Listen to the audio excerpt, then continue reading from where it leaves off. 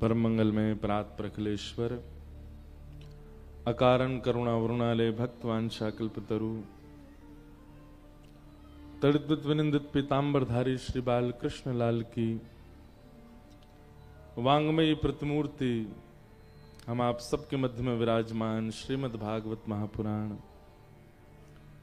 मंच पर विराजमान विप्रवृंद, समस्त गंधर्वजन और आप सभी रांची निवासी झारखंड के सब वैष्णवजन, यहाँ पधारे हुए श्रोता भाई बंधु मातृशक्ति बालक मित्र सखा गणमान्य जन, सबको जय श्री कृष्ण, जय सिया राम, जय जय श्री राधे, जय श्रीमन नारायण। परम कृपा ठाकुर जी की हम आप सब पर हुई है। रांची के टाटी सिलवे में हम आप सब लोग विगत 8 दिनों से भागवत चर्चा का लाभ ले रहे थे, जिसका आज विश्राम दिवस है। कथा का विश्राम होना, किसी भी परिवर्तनशील भाव का विश्राम होना बहुत आवश्यक है। कथा परिवर्तन करती है, इसलिए कुछ समय के बाद कथा का विश्राम होना अनिवार्य है, क्योंकि विश्रांति विरह को जन्म देती है और विरह पुनः प्राप्ति की इच्छा को प्रकट करता है।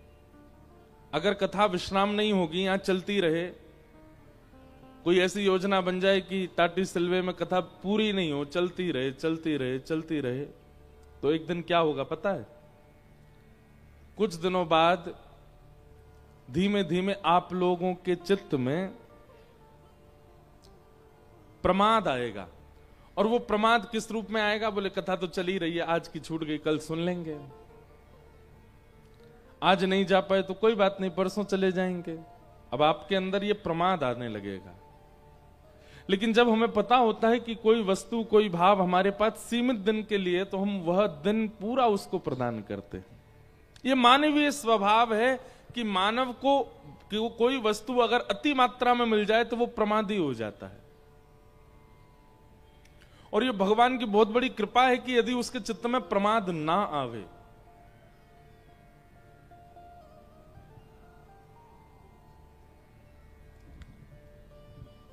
हमारे ऊपर बहुत बड़ी कृपा है। ठाकुर जी ने हमारा कान ऐसे पकड़ रखा है और एक दिन भी हमको बिना व्यासपीठ पर बैठे ठाकुर जी रहने नहीं देते। हर दिन व्यासपीठ पर बैठना ही है, कथा सुनानी ही है। आज यहां कथा पूरी कर रहे हैं, कल से दिल्ली में प्रारंभ कर देंगे। दिल्ली में हम इसकी उद्घोषणा नहीं कर रहे थे, क्योंकि दिल्ली की जो कथा है वो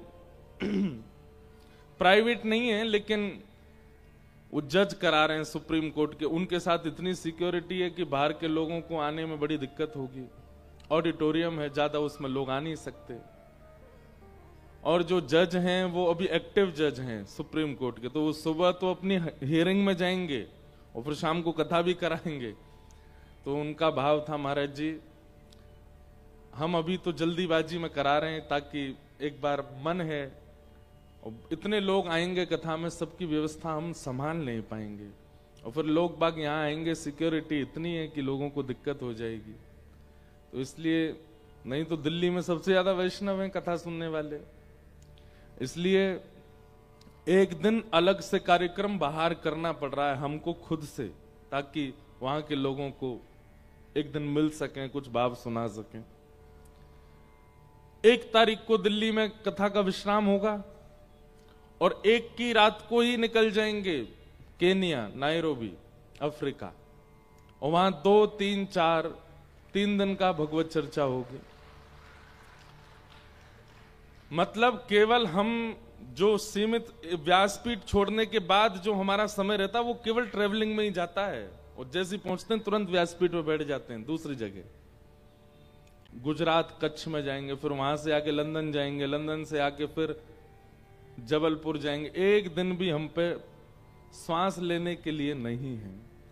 ये हम इसलिए नहीं बता रहे कि हम बहुत व्यस्त हैं, हम इसलिए बता रहे हैं कि देखो ठाकुर जी ने कैसी कृपा करी, एक दिन भी अपनी कथा कहे बिना हमको बैठने नहीं देते। आप लोगों के पेट में दर्द हो जाए, आपके पेट में दर्द हो जाए तो आप 7 दिन में से 1 दिन की कथा छोड़ सकते हो, पर हमारे पेट में दर्द हो जाए तो कितनी बार तो हम बुखार में कथा कहने आते हैं, जुकाम में कथा कहने आते हैं, सिर दर्द में कथा कहने आते हैं, पेट दर्द हो जाए, चाहे जो हो जाए, चाहे परिवार में कोई दिक्कत हो जाए तो भी हमको कथा सुनाने आना पड़ता है। हमारी कुछ दिन पहले माता जी भी अस्वस्थ थी, तब भी हम कथा सुना रहे थे। अब इसका एक पक्ष हम क्या समझते हैं कि बाकी लोग ठाकुर जी के लिए समय निकालते हैं, पूरा दिन दुनिया को देते हैं, उसमें से फिर थोड़ी देर समय निकालते हैं ठाकुर जी के लिए। हमारे लिए ठाकुर जी ने ऐसी व्यवस्था कर दी है कि हमारी दुनिया का समय है ही नहीं। अब हम 4 घंटे आपको कथा सुनाते हैं, उसके अलावा क्या करते हैं? पूरे दिन भी हमारी ठाकुर जी चलते रहते हैं, चित्त में, मन में, भाव में, स्वभाव में, बुद्धि में कुछ ना कुछ भगवत चर्चा, भगवत भाव बना ही रहे। कितनी बड़ी कृपा है ठाकुर जी की, एक क्षण के लिए भी विषय का चिंतन करने का हमारे पास समय नहीं है। लोग बाग कहते हैं ये चैलेंज अपना लो, 30 दिन के लिए ऐसा ब्रह्मचर्य का पालन करो, सुबह जल्दी ब्रह्म मुहूर्त में उठने लग जाओ, और ये जाओ इधर करो, ऐसा करो, नाम जप करो। कितना प्रयास करना पड़ता है तब जाकर के वो संसार के विषयों से निकल पाते हैं। पर हम पे कितनी बड़ी कृपा है ठाकुर जी की, हमको ज्यादा कुछ व्यवस्था करनी नहीं पड़ती, हमारे सारे नियम अपने आप हो जाते हैं, अपने आप भगवत स्मृति बनी रहती है। हमारा तो मन करता है जैसा जीवन है ना वैसा सबका हो जाए, केवल ठाकुर जी को याद, और कुछ नहीं। दुनिया के लोग विदेश जाते हैं तो विदेश के जैसे बन के आ जाते हैं, हम विदेश जाते हैं तो विदेश वालों को भी वृंदावनी बना के आ जाते हैं। ले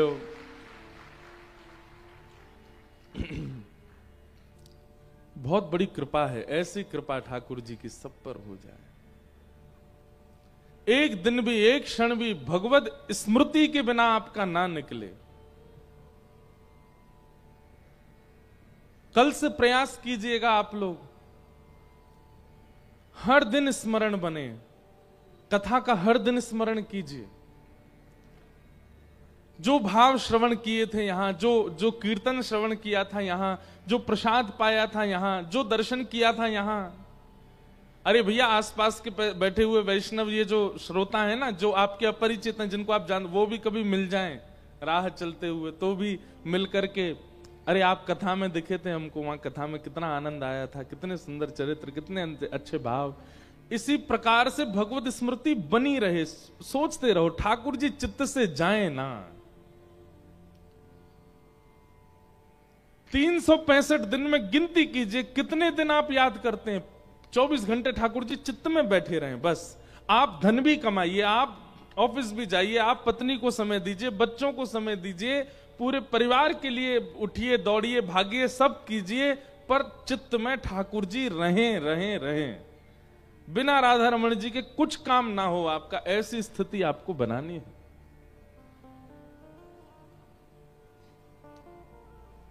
महाभारत युद्ध में जब गीता का प्रवचन भगवान कहते हैं, 18 अध्याय पूरे सुनाए, इतने श्लोक अर्जुन को सुना दिए, लेकिन अंतिम बात भगवान क्या कहते हैं?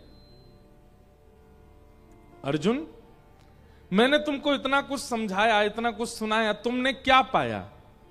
तब अर्जुन कहता है, नष्टप मोह स्मृतिर्लब्धा, मेरा मोह नष्ट हो गया, मेरा काम नष्ट हो गया, मेरा जो ईर्ष्या, द्वेष, अभिनिवेश जो भी मेरे अंदर थे सब नष्ट हो गए। मुझे केवल एक वस्तु प्राप्त हुई है, क्या? स्मृति। स्मृति, स्मृति मतलब याद। क्या स्मृति? कि आप सामने खड़े थे और मैं आपसे प्रवचन सुन रहा था, आप महाभारत के युद्ध के बीच में खड़े होकर के मुझे प्रवचन कर रहे थे, प्रवचन में क्या कहा ये हो सकता है मैं भूल जाऊं, लेकिन एक स्थिति में मैंने आपसे प्रवचन सुना, ये स्मृति मेरे पास रहेगी। भगवान बोले बस ये स्मृति से तेरा कल्याण हो जाएगा। आप भले ही कथाएं भूल जाओ, भले ही आप प्रवचन भूल जाओ, वैसे तो भूलना नहीं चाहिए, लेकिन फिर भी ये स्मृति बनी रहे कि हमने वहां सुना था, ऐसा पंडाल था, लाल सफेद का कॉम्बिनेशन था, वहां पीछे राधारमण जी बैठे रहते थे, महाराज जी रोज 3 बजे की बोल के 4 बजे कथा में आते थे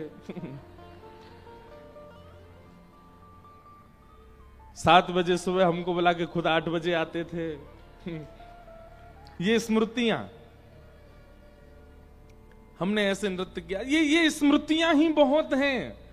आप जब जब केवल इतना ही स्मरण कर लोगे ना, ऐसा पंडाल था, ऐसी व्यवस्था थी, ऐसे सब माहौल था, ऐसा वहां पर वातावरण था, इतने सारे श्रोता थे, ऐसे कीर्तन होते थे, आप कथा को याद भी ना करो, प्रवचन में क्या कहा, केवल कथा के माहौल को भी आप नित्य याद करेंगे तो भी श्री कृष्ण आपके चित्त में विराजे रहेंगे, वही पवित्रता का अनुभव होगा। स्मृति बहुत आवश्यक है।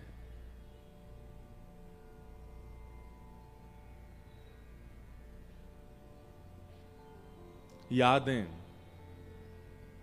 वो बनी रहे बस।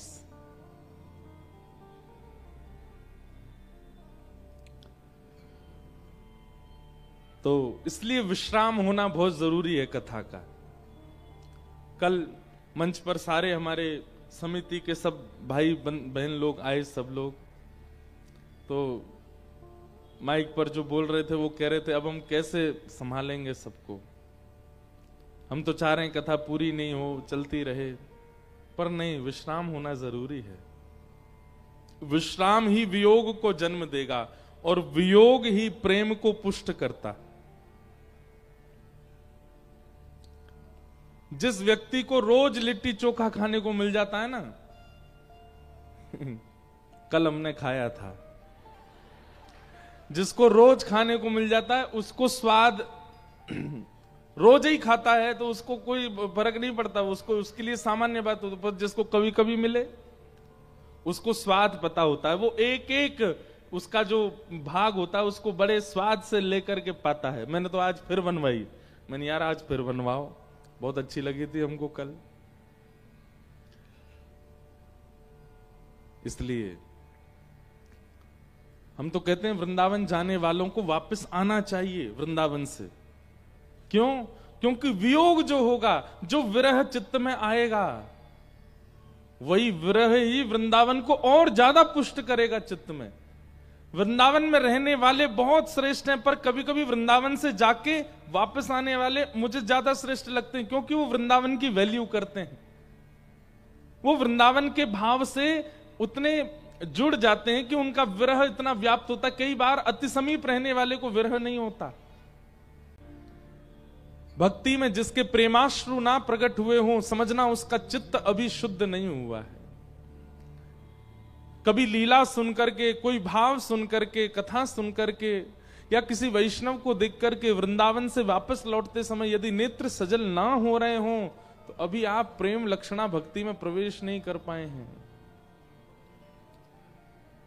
हम एक बात कह दें तो कोई अतिशयोक्ति नहीं, प्रेम लक्षणा भक्ति में ठाकुर जी भी आपसे प्रेम करने लगे हैं, ठाकुर जी आपको उपहार दे रहे हैं, स्वीकार कर रहे हैं, इसका प्रतिफल मिलेगा कि आपके नेत्र सजल ही रहेंगे। कोई तनिक सी चर्चा कर दे, उस चर्चा को सुनते ही आपका रोम रोम पुलकित होने लगेगा। ये इस बात का प्रमाण है कि ठाकुर जी आपको स्वीकार कर चुके हैं। नहीं तो भाव आना, नेत्र सजल होना, विरह होना, ये सबको नहीं होता, ये सबको नहीं देते ठाकुर जी। इसलिए कथा का विश्राम आवश्यक है। हजारों लोग कथा सुनते हैं पर सबको विरह नहीं होगा, विरह होना बहुत कम लोगों को ही होगा। अच्छा, उद्देश्य भी एक विशेष बात है कि आपको कथा के विश्रांति में विरह किस लिए हो रहा है। कई लोगों को विरह कथा के विश्राम का नहीं होता, उनको यह विरह होता है कि इतना अच्छा उत्सव जैसा चल रहा था, सब मिल रहे थे, जुल रहे थे, अब कोई नहीं मिलेगा, कल से काम पे जाना पड़ेगा, इसलिए विरह हो रहा है। विरह कथा का हो, लीला का हो, कृष्ण का हो, वैष्णवों का हो, भक्तों का हो। जाते जाते इस पंडाल से जब निकलें तो यहां की थोड़ी सी रज ले जाइएगा, क्योंकि इतने सारे भक्तों ने आकर के यहां पर कथा श्रवण की है। निश्चित ही यहां की रज ब्रज रज के समान ही हो चुकी है, और वो मस्तक से लगाने योग्य हो चुकी है। इसलिए आप सब लोग खूब ध्यान रखिएगा अपना, खूब भाव से कथाएं सुनते रहिएगा, और संभवतः बहुत जल्दी हम आएंगे रांची, आप सबके मध्य में फिर कथा सुनाएंगे। अभी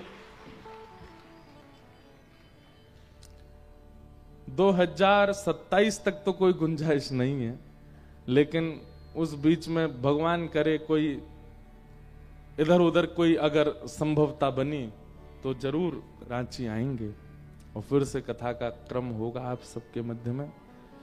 आइए अब कथा को विश्राम की ओर ले चलें। जो बचे हुए प्रसंग हैं उनको केवल प्रणाम मात्र करके फिर होली उत्सव करके हम प्रस्थान करेंगे। कल हमने रास पंचाध्याय सुना और तत्पश्चात भगवान ने रास को विश्राम किया। विश्रांति के बाद फिर भागवत में युगल गीत आता है, जहां भगवान के सुंदर रूप गुण का चिंतन सब गोपांगनाएं करती हैं युगल श्लोकों के द्वारा। बाम बाहु कृत बाम कपोलो वल्कित भूरधरार्पित वेणुम कोमलांगुलिभिराश्रित मार्गम गोप्य ईरयति यत्र मुकुंद। बाम बाहु, अब देखो ये इस छवि का दर्शन कीजिएगा। बाम बाहु कृत बाम कपोलो, अपने बाम हस्त को ठाकुर जी ने अपने अपने कपोल के पास में ले जा करके और अधर पर वेणु को धारण करके दोनों हस्त कमल से उंगली को दबा रहे हैं। अब यहां पर एक चीज कही है, बाम कपोलो, मतलब ठाकुर जी ने अधर पर वेणु धारण करी है, पर वेणु धारण करके ठाकुर जी झुक कहां रहे हैं? बोले बाम की ओर। मतलब अधिकतर हमको ठाकुर जी ऐसे ही दिखते हैं, पर आज ठाकुर जी कैसे वंशी बजा रहे हैं? आज ऐसे बजा रहे हैं। बाम बाहु कृत बाम कपोलो, ऐसे ठाकुर जी ने अपना मुख इस तरफ कर रखा, मतलब टेर, वंशी ऊंची है, मुख नीचे है, और ये इसी को कहते हैं वेणु वाद्य। हम एक बात कथा में कहते हैं कि मुरली वादन, वंशी वादन और वेणु वादन, ये तीन है, और तीनों को बजाने के समय ठाकुर जी की आकृति भिन्न होती है। ठाकुर जी जब वंशी बजाते हैं तो अधर और हस्त कमल बिल्कुल अगल बगल में होते हैं। ये देखो, ये वाले जो है ना, ये बाम बाहु कृत बाम कपोलो, यहां ठाकुर जी ने अपना मुख इधर झुका रखा है, ऐसे बजा रहे हैं। ये वेणु वादन है। ठाकुर जी जब वंशी वादन करते हैं तो हाथ बिल्कुल अधर के साथ होंगे। ठाकुर जी जब मुरली वादन करते हैं तो हाथ अधर से नीचे होंगे, वेणु ऐसे होगी। और ठाकुर जी जब वेणु वादन करते हैं तो हाथ ऊपर होंगे और मुखमंडल ऐसे झुका होगा। अब इसमें भी बड़े बड़े प्रकार हैं और इनका भी एक कोई ना कोई रूप है। मुरली वादन ठाकुर जी अनजानों के लिए करते हैं, जो ठाकुर जी को नहीं जानते। जैसे कोई गोपी है, वो जा रही है राह पे और ठाकुर जी की तरफ देख ना रही, वाकू अपनी ओर मोहित करवे के काजे ठाकुर जी बजाते हैं मुरली। मुरली कैसे बजाते हैं? नीचे हाथ रहेंगे और अधर पर ऐसे वंशी। लेकिन जो ठाकुर जी के हो चुके हैं, जैसे कि अष्ट सखा हैं, ठाकुर जी के नंद बाबा, यशोदा मैया आदि, ये जो ठाकुर जी के ही वंश के, उनके लिए ठाकुर जी वंशी बजाते हैं। तो अधर के बिल्कुल सामने ही ठाकुर जी बिल्कुल सीधे खड़े होकर बजाते हैं। और जो श्री ठाकुर जी के प्रेम में उन्मत्त गोपियां हैं, या फिर कह दूं हमारी किशोरी जी श्री राधा रानी हैं, उनके लिए ठाकुर जी वेणु बजाते हैं। अच्छा, इस तरफ मुख झुकने का अभिप्राय एक और है। बाम अंग में किशोरी जी खड़ी हैं, बांग अंग में श्री श्यामा जी खड़ी हैं। तो श्यामाजू की ओर अपने मुकुट, अपने मोरपिच, अपने पाग को मानो झुकाते हुए, सम्मान करते हुए ठाकुर जी उन्हीं के लिए पूरे न्योछावर होते हुए वेणु बजाते हैं। ये ठाकुर जी की सबसे मदमस्त अदा है। जब ठाकुर जी ऐसे वेणु बजाते हैं तो जिसको भी वो सुनाई दे रही होगी वो निहाल ही हो रहा होगा। हमारे रांची की कथा में जो पीछे स्वरूप है ठाकुर जी का, ये वेणु वादन गोपाल जी, क्योंकि इनका मुखमंडल ऐसे झुका है, नहीं तो अधिकतर ऐसे ही मिलते हैं ठाकुर जी। हम तो लोगों से कहते हैं कि कई बार आप जो दर्शन करते हैं वृंदावन में, चाहे राधा रमन जी हो, राधा वल्लभ जी हो, बिहारी जी हो, उनके दर्शन में कभी कभी अगर आपको ऐसा अनुभव हो कि ठाकुर जी का मुखमंडल बाम और झुका हुआ है, हल्का सा, तनिक सा भी, इतने ध्यान से देखो कि आपको परिवर्तन पता चले। हैं तो ठाकुर जी सीधे ही, लेकिन किसी किसी भक्त की भावना से ठाकुर जी अगर ऐसे दिखाई दे जाएं तो समझ जाना अब वेणु की स्थिति में आप प्रवेश कर चुके हो, मतलब रास की स्थिति में आप आ चुके हो। ठाकुर जी का मुखमंडल आपको बाम हस्त की ओर झुका हुआ दिख रहा है। ठाकुर जी हैं सीधे ही, यहां दिख रहा है तो समझो अभी मुरली बजा रहे हैं। ठाकुर जी आपसे कह रहे हैं न एक और भजन करो, न एक और समीप आवे को प्रयास करो, पर इस तरफ झुका हुआ दिखे तो समझ जाना कि अब ठाकुर जी आपसे अत्यंत प्रसन्न हो चुके हैं, अब आपको स्वीकार करने के लिए तैयार है ठाकुर जी। तो वेणु वाद्य, बाम बाहु कृत बाम कपोलो वल्गित भू अधरार्पित वेणुम, ठाकुर जी वेणु बजा रहे हैं। कोमलांगुली भिराश्रित मार्गम गोप्य ईरयति यत्र मुकुंद। ठाकुर जी के स्वरूप को देख करके गोपियां निहाल हो रही हैं, कितने सुंदर लग रहे हैं श्याम सुंदर।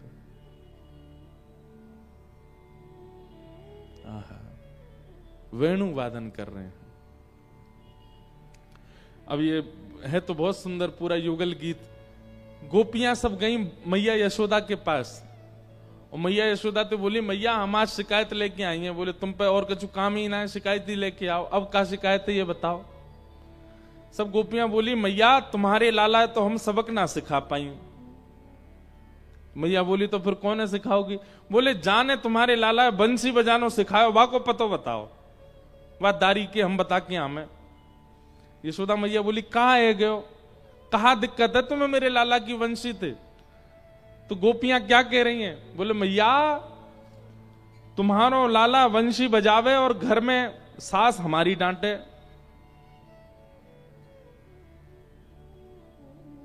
मुरहर रंधन समय मां कुरु मुरली रवम। गोपियां कह रही हैं बोले तुम्हारो लाला जब जब वंशी बजावे तब तब हमारी घर में सास हमको डांटे। यशोदा मैया बोली लाला मुरली बजावे तुम्हारी सास काय को डांटे। बोले क्योंकि फिर हम बेसुध रह जाएं, वाकी वंशी की धुन सुन करके हम पे कोई काम नहीं बन पावे। अगर हम चौका लगा रही होंगी तो वहीं रुक जाएंगी, भोजन बना रही होंगी तो रोटी जर जाएगी, वहीं रुक जाएंगी। एक गोपी बोली मेरे संग तो विचित्र ही होवे। बोले कहा मैं तो स्तब्ध हूं भी, लेकिन मैं रोटी बना रही हूं, वास्तव में मेरी लकड़ी भी स्तब्ध है जाए, वो जल्लों बंद है जाए, उनमें से भी रस प्रवाह प्रारंभ है जाए तुम्हारे लाला की वंशी सुन के। मैया हमारे सबरे काम बिगाड़ रखे तुम्हारे लाला ने। कोई गोपी कह रही बोले मैं तो सब्जी बनाऊं, वहां मैं राम रस नमक डालवे की जैसे ही प्रयास करूं वही समय वंशी कानन में आने लगे तो मन करे अरे या साग को खट्टो नहीं बनाऊं, ऐसी मीठी मुरली बजरी, या तो मीठो बनाऊं, वहां मैं गुड़ डाल दूं, पूरा साग बिगड़ जाए मेरो मैया। तुम्हारे या लाला की वंशी की वजह से हमारे घर बिगड़ रहे हैं, उजड़ रहे हैं। तुम्हारे लाला थे तो हम कुछ कहना पाई। या के गुरु है बताओ, कौन ने सिखाई है बंसी बजानो, वाह हम देखेंगे।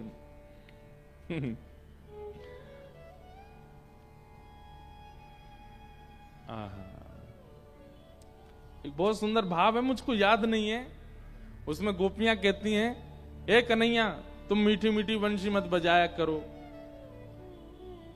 बजाया करो तो नेत्र मत मटकाया करो बजाते बजाते, और मटकाया करो तो हमारी ओर मत देखा करो, और हमारी ओर देखो तो फिर पास मत आया करो, और फिर जब पास आ जाते हो तो फिर दूर जाया मत करो।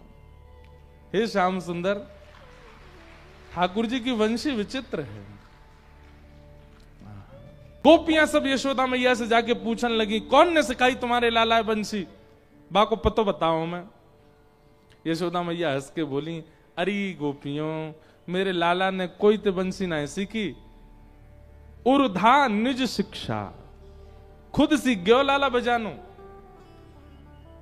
वंशी के प्रणेता कौन है, वंशी का निर्माण किसने किया? श्री कृष्ण ने ही वंशी को बनाया है, और उन्होंने ही इसका स्वर जातियों का निर्माण किया है। अब दुनिया के लोग चाहे किसी को भी आविष्कारकारी बताएं, पर वंशी का आविष्कार हमारे लाल जी ने ही किया है। हमारे ब्रज में कथा के कि एक बार गैया दौड़ी दौड़ी लाला के पास गई, ठाकुर जी ने इशारे में पूछी, अरे गैया तू बड़ी घबराई सी लग रही, काहे गो? गैया बोली, पूरे ब्रजमंडल में मुझ कोई तो भय ना लगे सिवाय या बांस के, जे बांस मुझ बहुत भयभीत करे। कोई खेत में चली जाऊं, खेत वाले बांस दिखाते हैं तो मुझे भागना पड़े। कोई मार्ग पे जाऊं, वह मार्ग पे कोई बांस लेके खड़ा हो तो मैं वह मार्ग पे जा ना पाऊं, मुझे इतना भय लगे। या बांस ते ही मुझे भय लगे और कोई तो मुझे भय ना लगे। ठाकुर जी बोले, जा बांस ते तो भय लगे, वही ते तो प्रेम करवाऊं, चल।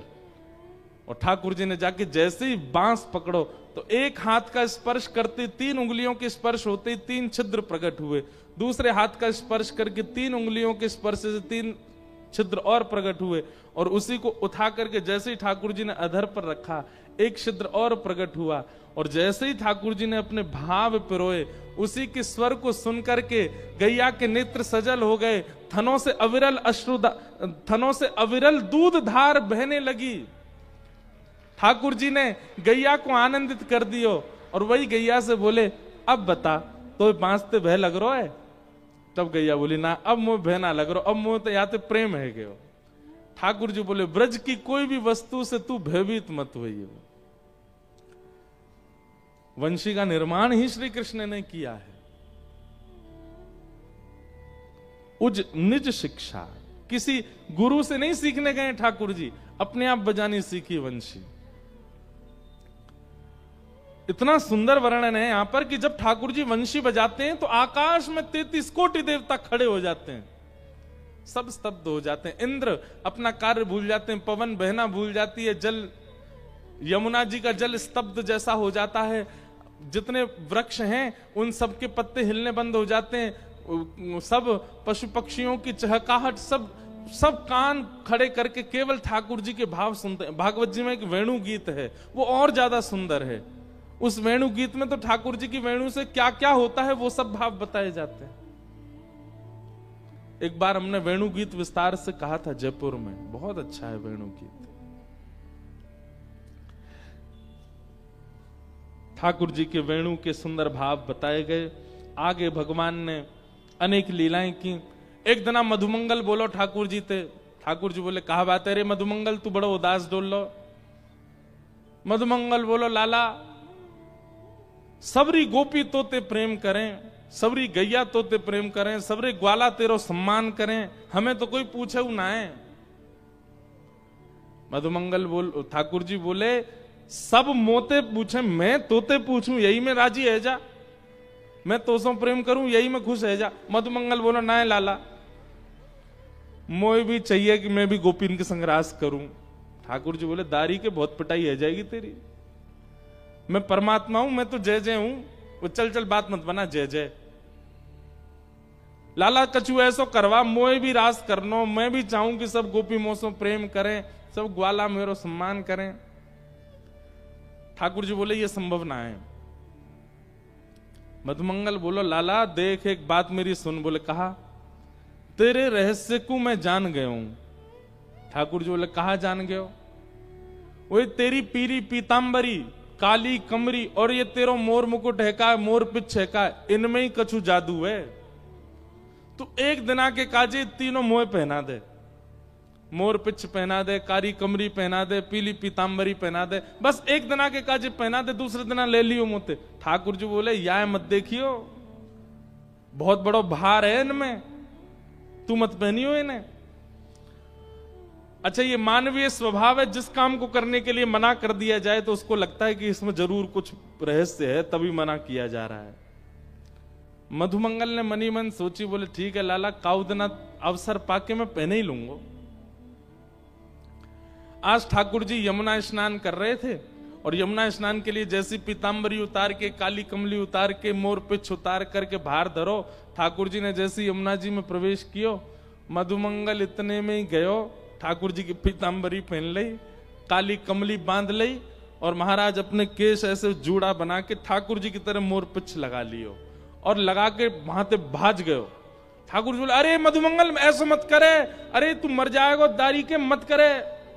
मधुमंगल बोलो, ना ना लाला, इनमें ही जादू है, अब मैं जा रहा हूं, गोपिन के सामने जाके खड़े हो जाऊंगा। इतने में ही कंस ने केसी नाम का राक्षस भेजा था वृंदावन। केसी राक्षस ने पूछा, आपके शत्रु कृष्ण का हुलिया कैसा है? तो कंस ने बताई, पीली पीताम्बरी पहनता है वो, काली कमली बांधता है कमर पे और सिर पे मोर पिछ लगाए घूमता है। अब मधुमंगल तो ऐसे वेणु लिए महाराज टेढ़ी बेड़ी सी चाल चल रहे हो पूरे वृंदावन में। इतने में ही केसी राक्षस आ गया और राक्षस ने जैसी देखी काली कमली, पीली पीताम्बरी, सिर पे मोरपिछ, यही है श्री कृष्ण। और महाराज केसी भागो अपने प्रचंड हाथन ने लेकर के मारवे के काजे। मधुमंगल भाजो, अरे लाला बचाइयो, लाला बचाइयो, कन्हैया बचाइयो, देख तू कारी कमरी पहन के जावे तो सबरी गोपी तो सिहा से आके देखें, मैंने कारी कमली पहन ली, देख राक्षस मेरे पीछे पड़ गो। ठाकुर जी निकल के बाहर आए, महाराज एक मुष्टिक प्रहार करके भगवान ने केसी का वध किया। हमारे वृंदावन में केसी घाट, वहीं ठाकुर जी ने कही, मधुमंगल तो ते मना करी मैंने, मत पहनियो। वो लाला तू ही रखे ने, तू ही संभाल, हमें ना पहनो। बोले हम पहने तो, तू पहने तो तेरे पीछे सबरे ब्रजवासी पागल है जाए, हम पहन ले तो राक्षस ढूंढ ढूंढ के हमें मारे। ठाकुर जी इससे क्या संकेत दे रहे हैं? प्रभुता पाने की इच्छा नहीं रखो, भक्त भाव में ही रहो, वैष्णव भाव में ही रहो, उसमें ही ज्यादा प्रसन्नता है, उसमें ज्यादा श्रेष्ठता है। ज्यादा श्रेष्ठ और ज्यादा उच्च पदवी हमको प्राप्त हो, ये एक वैष्णव का चिंतन नहीं होना चाहिए। क्षमा कीजिएगा, आप भजन करते हैं, आप नाम जप करते हैं, कथा सुनते हैं और धीरे धीरे आपके अंदर उससे प्रभुता पाने की इच्छा प्रकट हो गई, तो जैसे मधुमंगल के पीछे राक्षस पड़ गए, ऐसे आपके पीछे भी पड़ जाएंगे। प्रभुता के पीछे मत भागिए, आप मत भागिए। संसार आपको दे दे वो बात अलग है, संसार आपको सम्मान करने लगे, संसार आपको देख देख करके सिहावे, आपसे प्रेम करने लगे, खूब आपके प्रति भाव सबके चित्त में प्रकट हो, वो बात एक अलग है। पर आपके चित्त में उसकी कामना नहीं होनी चाहिए कि सब मुझे पूजें, सब मुझे वंदन करें, सब मुझे देखें। ये प्रभुता की इच्छा आपके चित्त में आई तो जैसे मधुमंगल के पीछे केसी पड़ गो, ऐसे हमारे पीछे पड़ जाएगा। ठाकुर जी इस प्रकार मधुर लीलाएं वृंदावन में कर रहे थे, तभी महाराज कंस ने अक्रूर जी को वृंदावन भेजा, जाओ कृष्ण बलराम को लेकर के आओ। कथा बहुत बड़ी है पर हम सूक्ष्म में कह रहे हैं। अक्रूर जी महाराज वृंदावन गए, वृंदावन जाकर के उन्होंने कहा कि महाराज कंस ने एक धनुर्यज्ञ किया है और उस यज्ञ में वृंदावन और ब्रजमंडल में श्रेष्ठ क्रिया करने वालों को उपहार देने के लिए बुलाया है। उनमें सबसे ऊपर नाम आपके दोनों पुत्रों का है। यशोदा मैया नंद बाबा बोले, हमारे लाला ने ऐसा कहा कि जो कंस इन्हें उपहार देना चाहे। बोले हमने सुना था कि इंद्र ने वर्षा की तो आपके लाला ने पर्वत उठा लियो। इतने बड़े बड़े राक्षस आए ब्रजमंडल में, सबसे ब्रज की रक्षा आपके बालकों ने की। नंद बाबा बोले, भैया हमें तो ऐसा लगी कि कंस ही राक्षस भेजे। कंस के दूत बोले, नहीं नहीं, उन्होंने राक्षस भेजे होते तो वो सम्मान देने के लिए बुलाते कृष्ण बलराम को। ब्रज की रक्षा की है इन दोनों ने, इसलिए कंस इनको सम्मान करने के लिए बुला रहे हैं। ब्रजवासी इतने भोले बेचारे, उनको लगा कि अरे भैया कंस तो भलो आदमी है, कंस ने राक्षस ना भेजे, वो तो बताओ हमारे बालकन को सम्मान करवे के काजे बुला रहा है। लेकिन यशोदा मैया का हृदय बैठ गया, क्योंकि जिस दिन से ठाकुर जी प्रकटे हैं गोकुल में, एक क्षण के लिए भी यशोदा मैया के नेत्रों से दूर नहीं गए हैं। गैया चराने भी ठाकुर जी जाते हैं तो मैया को पता है किस समय वापस आना है लाला को, और उसी समय की प्रतीक्षा करती है। आज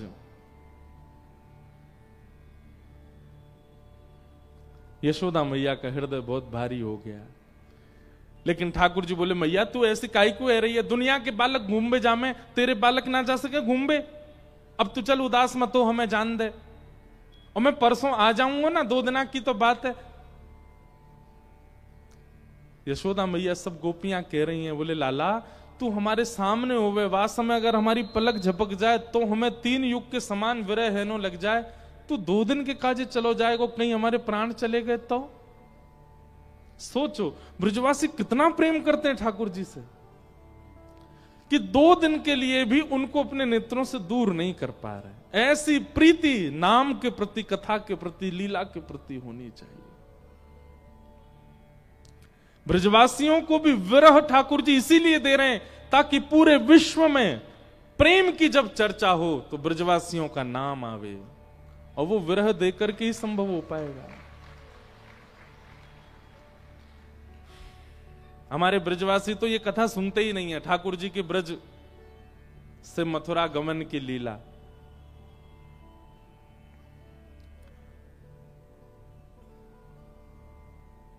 भगवान बोले मैं परसों आ जाऊंगा, और आज रात में ठाकुर जी मैया से अंक में भर के सोए हैं। मैया लाला को सुला रही है, नेत्रों से बार बार आंसू गिर रहे हैं, ठाकुर जी के भी आंसू आ रहे हैं, पर ठाकुर जी बार बार पहुंच लेते हैं, आने नहीं देते कि कहीं मैया मेरे को विरह ही देख करके कहीं व्याकुल नहीं हो जाए। मैया के अंक से लिपट करके सो रहे हैं, मैया के अंग की सुगंधी को अपने भीतर धारण कर रहे हैं श्री ठाकुर जी, क्योंकि जानते हैं कि अब मुझे 100 वर्ष तक यशोदा मैया से मिलना नहीं है।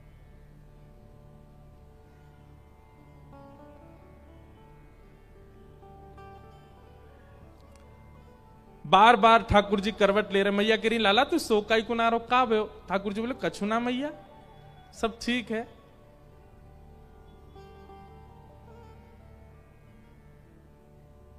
छगन मगन यशोदा मैया लोरी सुना रही हैं ठाकुर जी को अंतिम बार।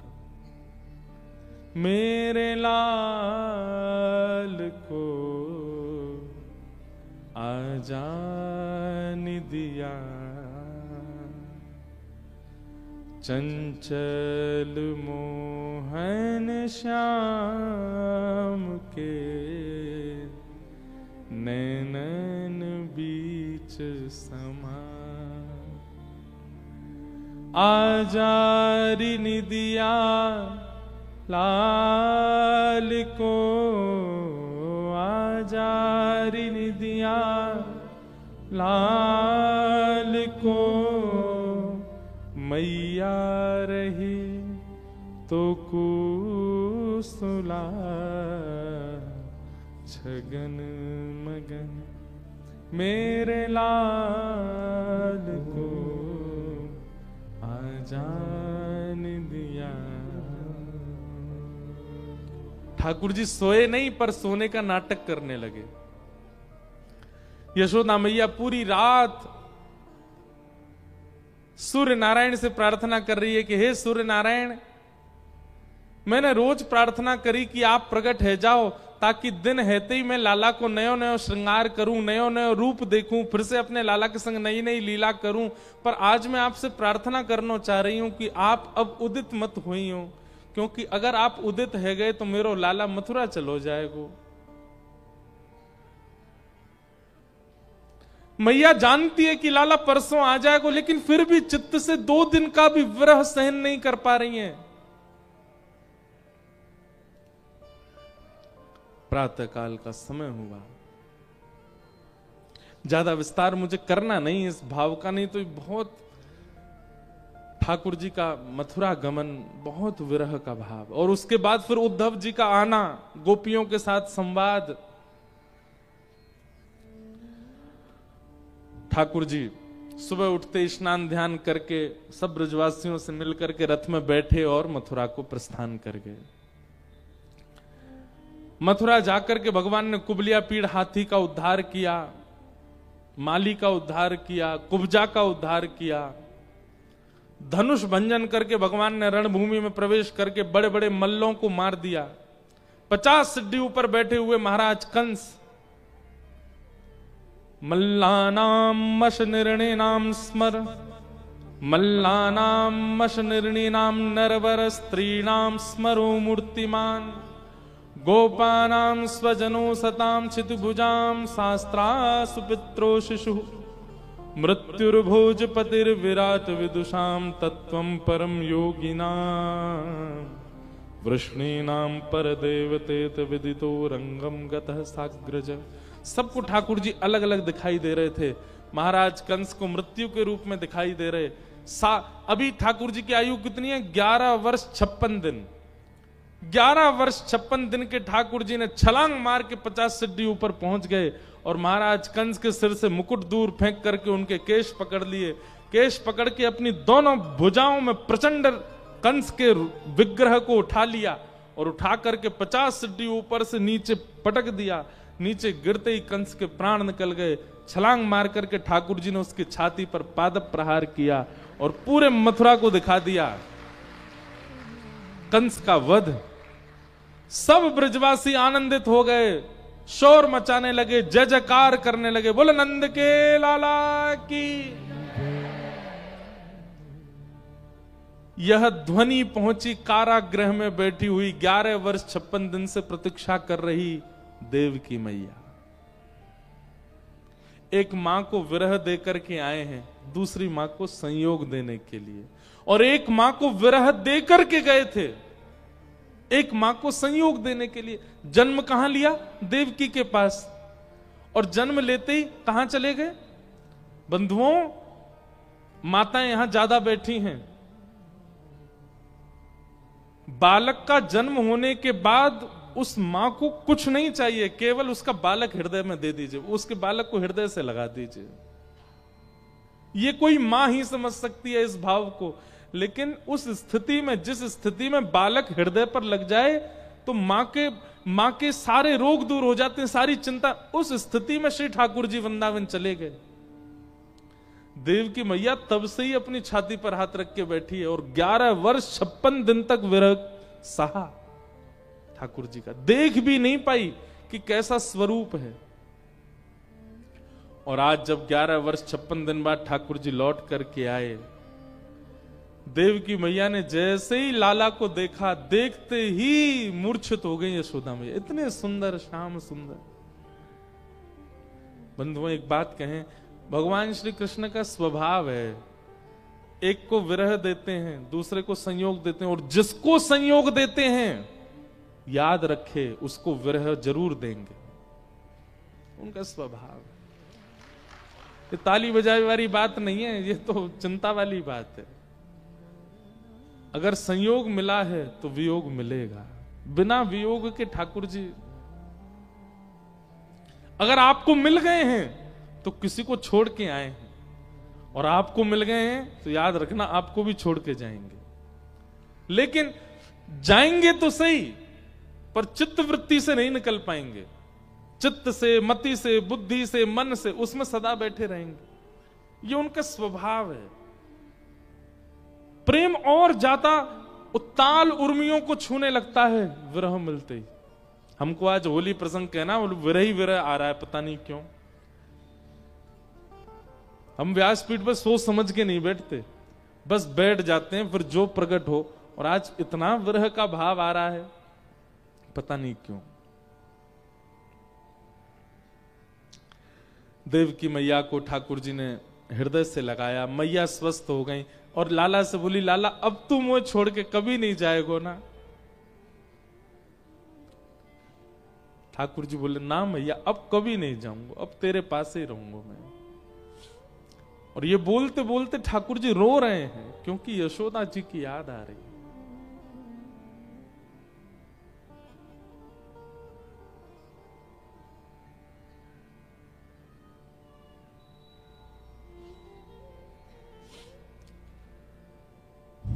उग्रसेन को ठाकुर जी ने मथुरा का राजा बनाया। और स्वयं भगवान तुरंत निकल गए गुरुकुल पढ़ने के लिए। अवंतिका, उज्जैन, वहां ठाकुर जी सांदीपनी उपाध्याय से शिक्षा ग्रहण करते हैं। वहीं ठाकुर जी को एक मित्र मिलता है जिसका नाम है सुदामा। ठाकुर जी उसके साथ बहुत प्रसन्न रहते हैं क्योंकि वो ब्रज की बातें बताता है। भगवान ने अपना मुंडन करवाया, चोटी रखवाई चौड़ी, गौ खुर के समान चोटी ठाकुर जी ने धारण की और शिक्षा ग्रहण की। सांदीपनी गुरुकुल में भगवान ने विधिवत शिक्षा ग्रहण करने के बाद फिर वापस मथुरा आए। दिव्य भव्य स्वागत हुआ मथुरा में ठाकुर जी का। युवराज हैं ठाकुर जी। घोषणा होने लगी, राजाधिराज वसुदेव नंदन देवकी नंदन ब्रज उर चंदन ब्रह्म गौ ब्राह्मण संत प्रतिपालक श्री कृष्ण चंद्र भगवान पधार रहे हैं। और ठाकुर जी को यह सुनने में बिल्कुल अच्छा नहीं लग रहा है। ठाकुर जी कहते हैं इतना बड़ा नाम हो गया मेरा, वृंदावन में मेरे छोटे छोटे नाम है, कनुआ, गोविंद, गोपाल, कृष्ण, कन्हैया, अब मेरा नाम क्या हो गया? राजाधिराज मथुराधिपति वसुदेव नंदन देवकी नंदन ब्रज उर चंदन गौ ब्राह्मण संत प्रतिपालक श्री कृष्ण चंद्र भगवान। मथुरा आते ही ठाकुर जी को वृंदावन की याद आने लगी। तुरंत ठाकुर जी अपने कक्ष में गए और जिस तरफ वृंदावन है उसी तरफ बैठे खड़े खड़े ठाकुर जी यशोदा मैया, नंद रानी सबको याद करने लगे। देवकी मैया ने विचार कियो, इतने दिनान बाद लाला आयो मेरो, आज अपने हाथ से भोजन कराऊंगी लाला को। थाली सजा करके लेकर के गई कन्हैया के कक्ष में और बोली, लाला मैंने आज तक तो को अपने हाथ से भोजन नहीं, आज मेरे गोद में बैठ जा, मैं अपने हाथ से पवाऊंगी। ठाकुर जी, हाँ मैया मैं बैठ जाऊं। ठाकुर जी गोद में बैठ गए। जैसी देवकी मैया ने थाल खोला, थाल में ठाकुर जी ने देखा मक्खन मिश्री को। जैसे ही ठाकुर जी ने देखा, ठाकुर जी तुरंत मैया की गोद से नीचे उतर गए, रोने लगे, जमीन में लेट गए और यशोदा मैया को याद कर करके ठाकुर जी हुरकियों से रोने लगे और बार बार कह रहे हैं, जब मोए बरसन तक जानो नहीं हो वापस, तो मैं परसों को वचन क्यों दे के आयो? मो बरसों तक वापस नहीं जानो, मैं अपनी मैया को छोड़ के क्यों आयो? देवकी मैया ने जैसे ये बात सुनी व्याकुल हो गई। बोले, मेरा संयोग कृष्ण को प्रसन्नता नहीं दे रहा है, अभी भी यशोदा की याद आती है। पर मां कैसे समझे, कैसे जाने, जो समय व्यतीत किया है यशोदा जी के साथ वो अविस्मरणीय है ठाकुर जी के लिए। वसुदेव जी ने उद्धव जी को भेजा, जाओ कन्हैया को समझाओ। उद्धव जी महाराज ठाकुर जी के पास गए, बोले कि आप परमात्मा हो, आप भगवान हो, कैसे रो रहे हो आप? एक संसारी, एक मोही, एक संसार में संलिप्त व्यक्ति की तरह रुदन कर रहे हो आप। अपने रूप को जानिए, पहचानिए, आप परमात्मा हैं, परब्रह्म हैं। भले ही संसार आपको अपना मित्र, सखा, भाई, बंधु, राजा आदि जो भी मानता, मैं तो जानता हूं आप परमात्मा हो। भगवान कहते, उद्धव एक काम नहीं हो सकता। बोले क्या? एक दूसरा परमात्मा बना दो और उसको वैकुंठ आदि सब दे दो, उसको संसार चलाने दो, मुझे तो बस हमेशा के लिए वृंदावन छोड़ दो, मैं ब्रजवासियों से दूर नहीं रह पा रहा हूं।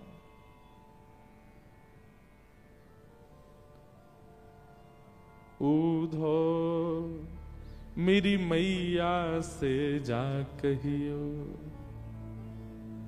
उद्धव तुम वृंदावन चले जाओ, क्योंकि अगर मैं चला गया तो वापस नहीं आ पाऊंगा, इसलिए तुम मेरे तरफ से चले जाओ वृंदावन।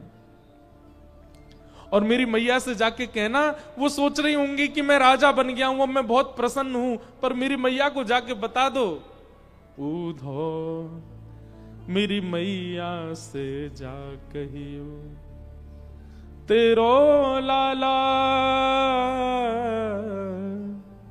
दुख पावे, मेरी मैया से जा कहियो, मेरी मैया को सुनइयो। उद्धव बता दे मैया को, मैं बहुत दुखी हूं, बहुत याद करता हूं मां को। मथुरा में सब सुख है, लेकिन वो सुख नहीं जो वृंदावन में है। कैसा सुख? तो पता हो उद्धव, सुबह उठते ही मैया मुंह को नभावे ना है। वृंदावन में मैया मुंह को नभावे ना, वह यूं लगे जाड़ो पड़ रहा है, ठंड पड़ रही है, लाला बीमार है जाएगो। तो क्या करती हैं?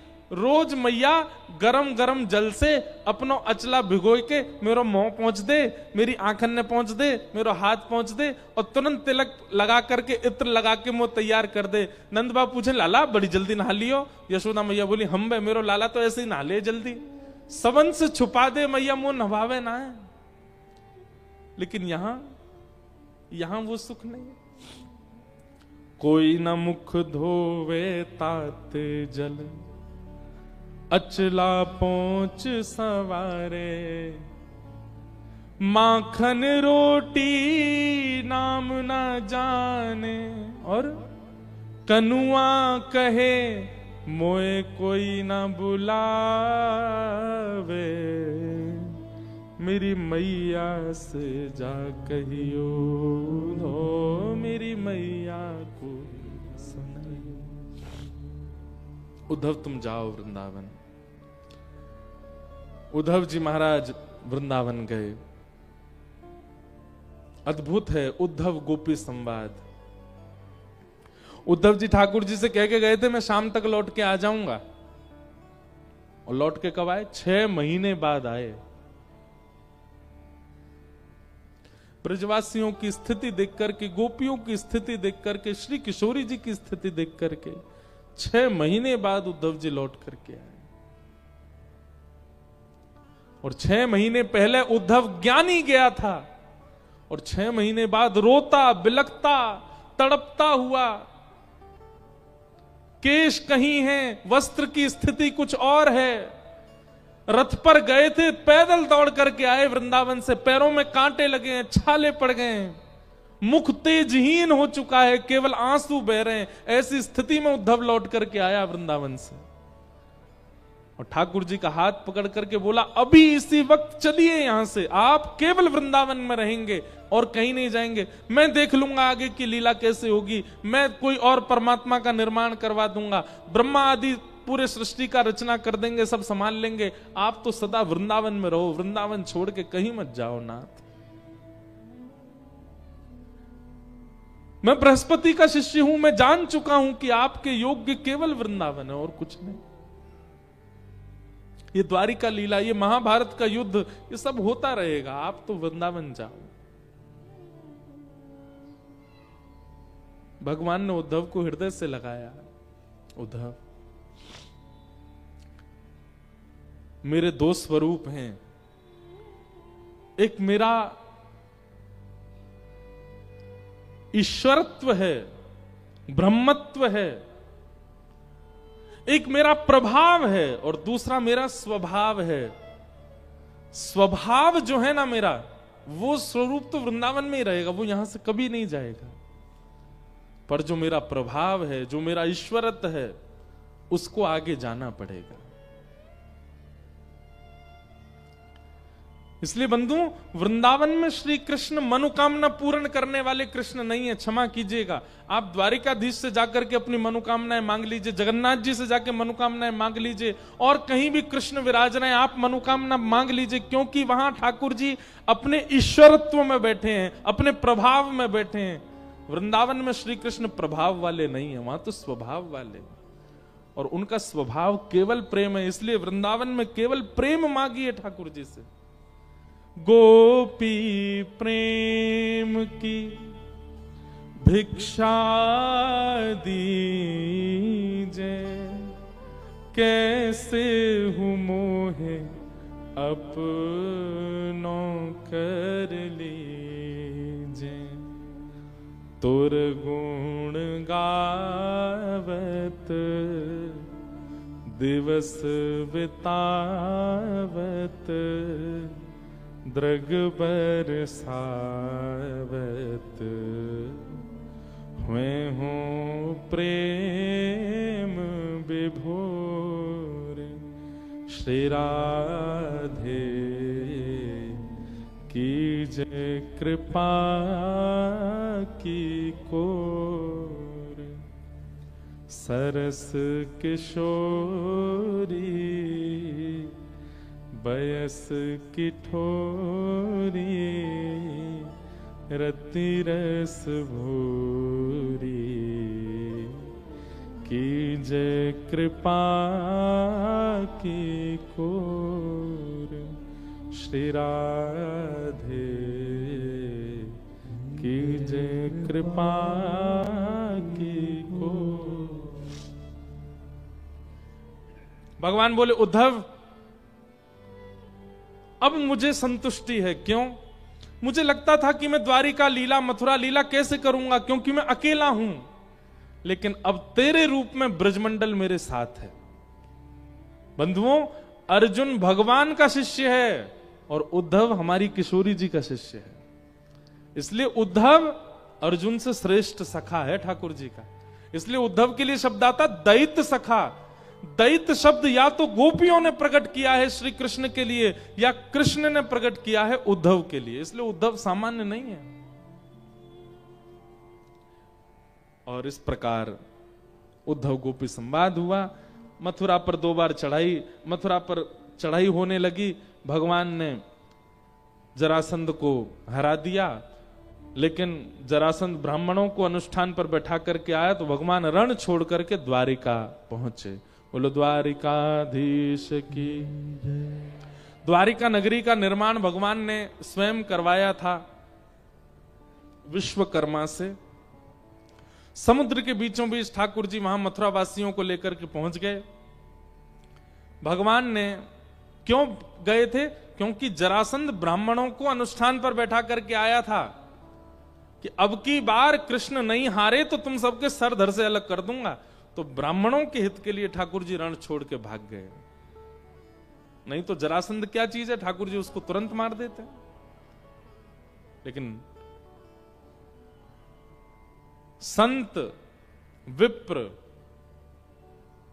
और गौ, इनके लिए ठाकुर जी सब कर सकते हैं, इसलिए ठाकुर जी रण छोड़ के द्वारिका गए। रेवत राजा की पौत्री, पुत्र की पुत्री से, रेवती से बलराम जी का ब्याह हुआ, और भीष्मक राजा की पुत्री रुक्मणी जी से भगवान का विवाह हुआ। विवाह संपन्न हुआ। ठाकुर जी के 8 प्रमुख विवाह बताए गए। अब हम कथा क्रम बहुत सूक्ष्म कह करके चलेंगे आगे। तत्पश्चात भौमासुर नाम का एक राक्षस था, उसके यहां 16,100 राजकुमारियां बंदी बनी हुई थी। उसको मार करके भगवान ने उन 16,000 राजकुमारियों को मुक्त करके घर जाने को कहा। उन सब ने कहा अब हमको कोई स्वीकार नहीं करेगा, माता पिता भी रख लेंगे तो कोई ना कोई ताने तो हमें देता ही रहेगा, अब नाथ कृपा करके आप ही हमें स्वीकार करो। और 16,100 राजकुमारियों के साथ भगवान ने विवाह किया। 16,108 विवाह ठाकुर जी के हुए। 16,108 रूप धारण करके अलग अलग पत्नी के साथ भगवान रहते हैं। ये कोई मानवीय नहीं कर सकता, ये मानव लीला नहीं है। और ये सारी जितनी भी भगवान की पटरानियां हैं, ये कोई मानव नहीं है। अष्ट प्रकृति, अष्ट प्रमुख पत्नी है भगवान की। पृथ्वी, जल, अग्नि, वायु, आकाश, मन, बुद्धि और अहंकार, ये 8 भगवान की मुख्य पटरानियां हैं। 5 प्रकृति मानव के बाहर की और 4 प्रकृति मानव के अंदर। कितने हुए? 9 प्रकृति है। बाहर की 5 प्रकृति कौन कौन सी? पृथ्वी, अग्नि, जल, वायु, आकाश। और मानव के भीतर 4 प्रकृति हैं, मन, बुद्धि, चित्त और अहंकार। इसमें चित्त तत्व जो है मानव के अंदर का, वो भगवान है, इसलिए उनको अलग कर दिया जाए तो बाहर की 5 प्रकृति, भीतर की 3 प्रकृति, ये भगवान की 8 पटरानी। 16,100 जो हैं ये मंत्र हैं, वैदिक मंत्र। वही वैदिक मंत्र उपासना कांड के भगवान की पत्नी बनकर के आए। ठाकुर जी ने सबसे विवाह किया। भगवान की दिनचर्या, नित्यचर्या का वर्णन किया गया। राजसूय यज्ञ में भगवान 20,000 राजकुमारों को लेकर के गए, पांडवों का यज्ञ पूर्ण कराया, शिशुपाल का वध किया। भगवान के परम मित्र श्री सुदामा जी का चरित्र सुनाया गया। श्री सुदामा जी महाराज ने किस प्रकार कुछ भी ना मांग करके ठाकुर जी के दर्शन किए और ठाकुर जी ने सब कुछ दे दिया। मैं कथा में कहा करता हूं, तुच्छ, कुछ और सब कुछ।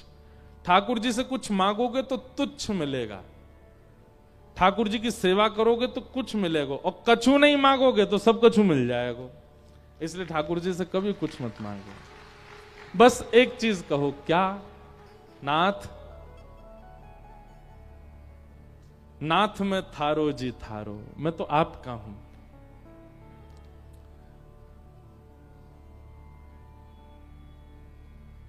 नाथ में थारो जी थारो,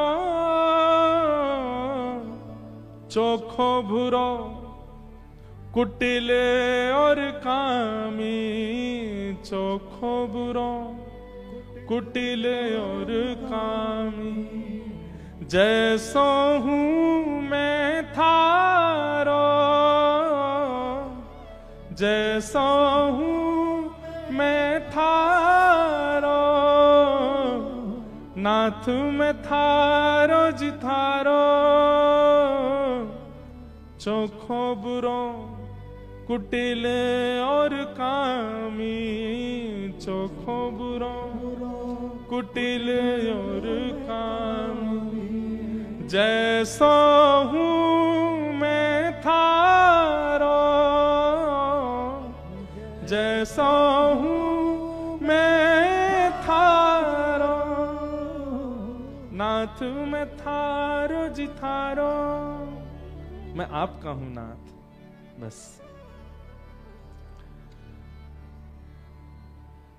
सुदामा चरित्र के बाद भगवान के यदुवंश को श्राप लगा। भगवान ने अपने बालकों को खूब समझाया कि भाई अनुचित क्रियाएं मत किया करो, लेकिन बालक ठाकुर जी के संतान है ना, इसलिए वैल्यू नहीं करते भगवान की बातों की, और संतों का अपमान किया, संतों ने श्राप दे दिया, जाओ। जिस सांब के साड़ी पहना करके हमारी परीक्षा लेने के लिए आए कि बताओ गर्भवती नारी है, इसके पेट में बालक है कि बालिका, यही भगवान का पुत्र शांब, इसके गर्भ से लोहपिंड जन्मेगा और तुम्हारा पूरा कुल सर्वनाश हो जाएगा। लोहपिंड घिस करके समुद्र में डाल दिया, एर का नाम की घास बन गया। एक दिन यदुवंशी लड़ झगड़ करके आपस में सब मर गए। भगवान से आज्ञा लेकर के बलराम जी महाराज क्षीर सागर में प्रवेश कर गए। उद्धव को ज्ञान उपदेश देकर के भगवान भी अब अपनी लीला पूरी करने लगे। उद्धव जी ने कहा, नाथ आप चले जाएंगे तो हम आपके विरह में कैसे रहेंगे। भगवान बोले, मेरी ओर ध्यान से देखो उद्धव। और तभी भगवान ने एक ज्योति रूप धारण किया। 7 बार आकाश में भ्रमण करने के बाद तिरोधाय प्रविष्टोयम श्रीमद् भागवतार्णवम, श्रीमद् भागवत ग्रंथ के रूप में भगवान ने कहा, कलयुग में यदि मेरा अनुभव करना हो तो श्रीमद् भागवत के ये ग्रंथ, ये मेरा ही स्वरूप है। इसी में ठाकुर जी प्रविष्ट हो गए। तिरोधाय प्रविष्टोयम श्रीमद् भागवतार्णवम, जिसका विस्तार फिर श्री वेदव्यास जी महाराज ने करके हम सबको प्रदान किया।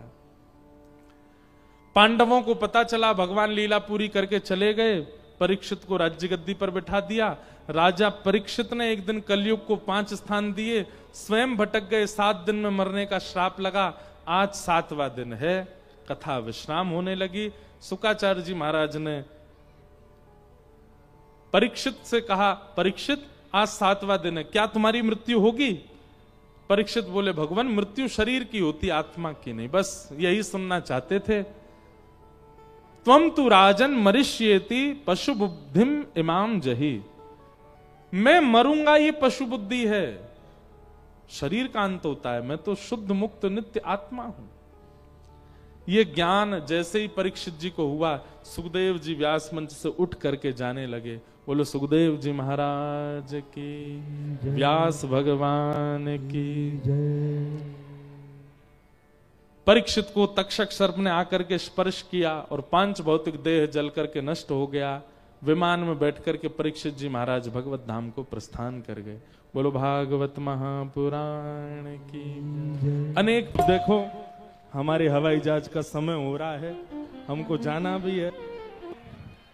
इस बार भले ही हम हार गए हों, अगली बार बच के नहीं जा पाओगे आप। अगली बार ऐसा ऊधम सोच के आ रहे हैं हम कि आप रांची वाले याद रखोगे वर्षों तक कि महाराज जी उत्सव मना के गए।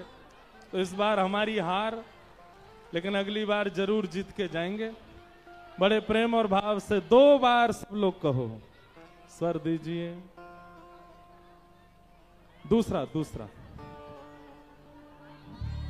श्यामा हृदय कमल सो प्रगट्यो, श्यामा हृदय कमल सो प्रगट्यो, हे श्यामा हृदय कमल सो प्रगट्यो, श्यामा हृदय कमल सो प्रगट्यो, और श्याम हृदय कुभार वृंदावन प्यारो वृंदावन, ओ वृंदावन प्यारो वृंदावन, हे श्री वृंदावन मेरो वृंदावन, वृंदावन मेरो वृंदावन, जिनकी कृपा से यह रस प्रगट्यो वृंदावन अभिराम, जिनकी कृपा से यह रस प्रगट्यो वृंदावन अभिराम, हे सप्त निधिन को